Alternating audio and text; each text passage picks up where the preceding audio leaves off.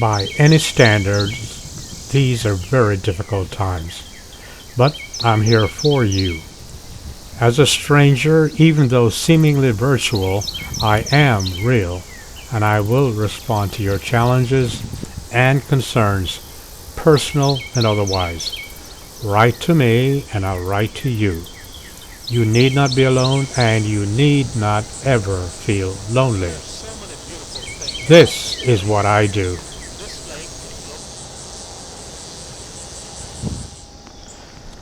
There are so many beautiful things about this lake.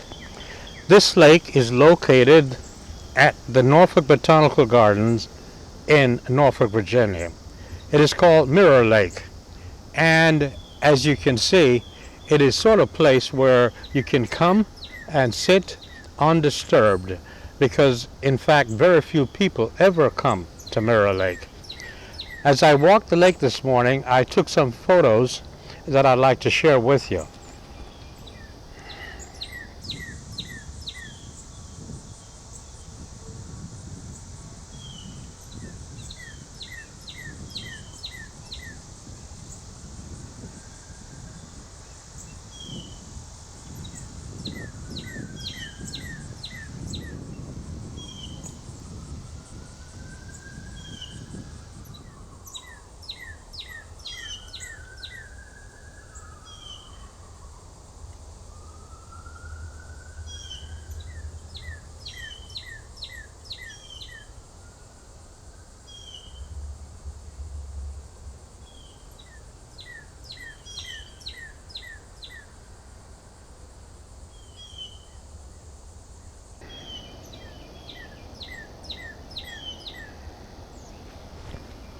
As you know from my YouTube channel, I get a lot of mail.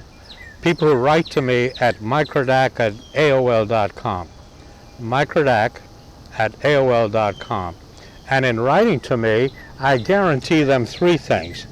Number one, they may write to me, and once I have determined that it is not spam or perhaps a vicious email, I will then reply to the individual out of respect, number one, because they wrote to me and they are concerned. The second thing I can guarantee you is your privacy. I will never ever mention your name, ever, nor even drop a hint as to where you are or where you came from. And the third thing is that your email is deleted. You have expressed your concern, I have answered your concern to the best of my ability, and then I delete the email. I just wanted you to remember that.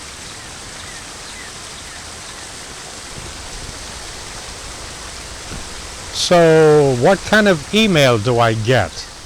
Well, a lot of the email has to do with personal problems, because people simply do not believe that what they're experiencing is, they believe that they're the only ones that are experiencing this sort of thing, which is not true, of course, but because they don't have access to the experiences of other people, they believe that these experiences are unique. I also get a lot of email from people with family problems. I'll give you three examples. One woman wrote to me.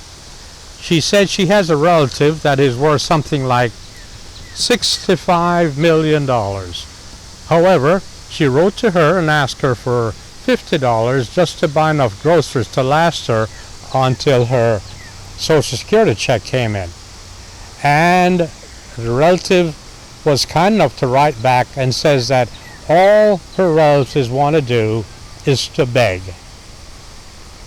She never got her $50. Another relative wrote and said that she was invited to a party of a relative who lived in a gated community, a very wealthy gated community.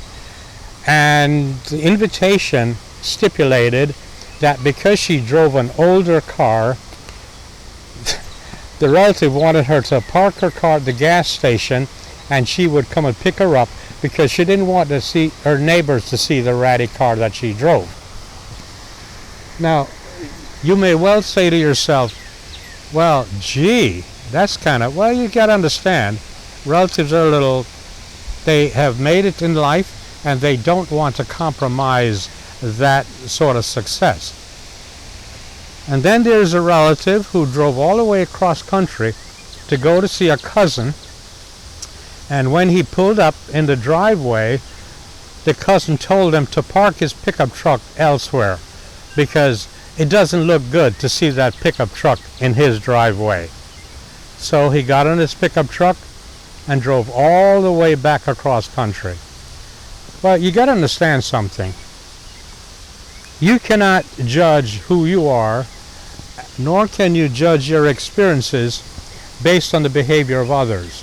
What you have to do is to live your life independently and uniquely, enjoying the person that you are without being dependent on others, not relatives, not strangers. That's my advice.